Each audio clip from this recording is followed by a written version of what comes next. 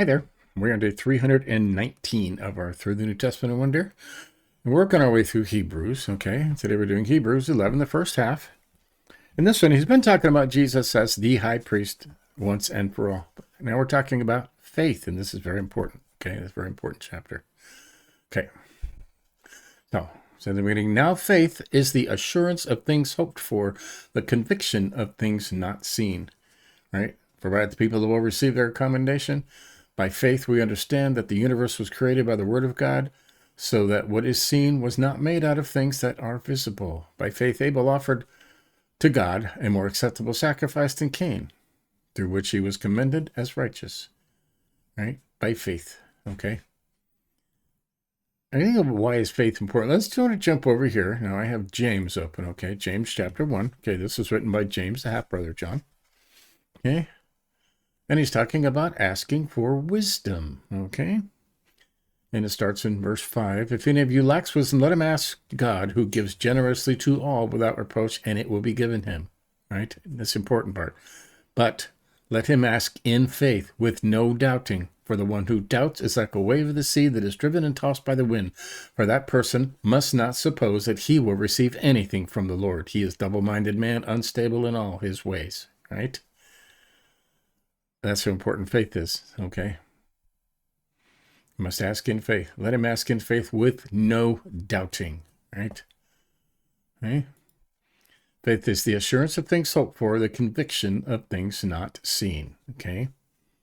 If you are praying for something, you must have faith that God will do it. It's the assurance of things that you're hoping for, all right? And the conviction of things not seen, right? I ask the Lord for wisdom. You have to know and have faith. He will give me wisdom because I asked for it. I have faith. He will give me wisdom. He said he would, and he will. Okay? No questions, no doubting, no hope. There's no room for hope here, right? Assurance of things hoped for, right? Conviction of things not seen. It's faith. Okay? Okay. And we read that's by faith. Right? By faith. By faith, Abel offered God a more acceptable sacrifice than Cain, through which he was commended as righteous, God commending him by accepting his gifts. And through his faith, though he died, he still speaks. By faith, Enoch was taken up, so that he should not see death, and he was not found because God had taken him. Now before he was taken, he was commended as having pleased God, and without faith it is impossible to please him, right? Without faith it is impossible to please God. For whoever would draw near to God must believe that he exists and that he rewards those who seek him, right? Hold on. By faith, Noah, being warned by God concerning events as yet unseen, in reverent fear constructed an ark for the saving of his household. By this he condemned the world and became an heir of the righteousness that comes by faith, right? Right? God said he was going to destroy the world to Noah, and Noah had to believe that. Okay? Built that ark by faith. By faith, Abraham obeyed when he was called to go out to a place that he was to receive as an inheritance. And he went out, not knowing where he was going. By faith, he went to live in the land of promise, as in a foreign land, living in tents with Isaac and Jacob, heirs with him of the same promise. For he was looking forward to the city that has foundations, whose designer and builder is God. By faith, Sarah herself received power to conceive, right? Even when she was past the age, since she considered him faithful who had promised, right? Faith. Therefore, from one man, and him as good as dead, were born descendants as many as the stars of heaven, and as many as the innumerable grains of sand by the seashore. Right? These all died in faith, not having received the things promised. You got that? God promised them. They never saw him, right?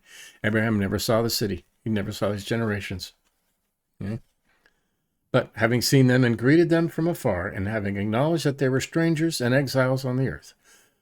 For people who speak thus make it clear that they are seeking a homeland. If they had been thinking of that land from which they had gone out, they would have the opportunity to return. But as it is, they desire a better country, that is, a heavenly one.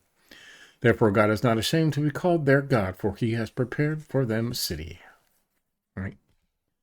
By faith, Abraham, when he was tested, offered up Isaac.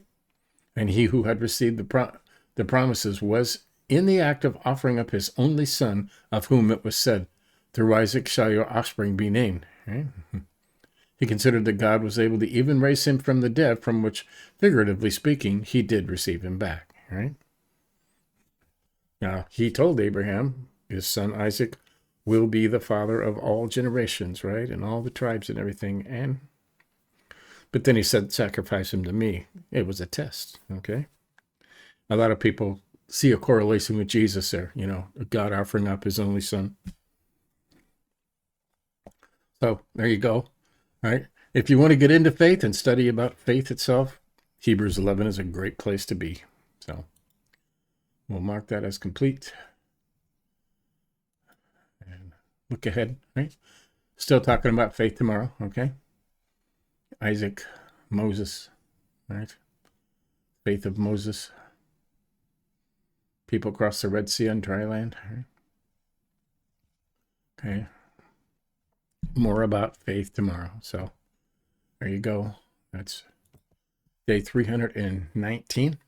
So catch up on any you may have missed and give us a like if you think about it. We will continue this tomorrow. See you then.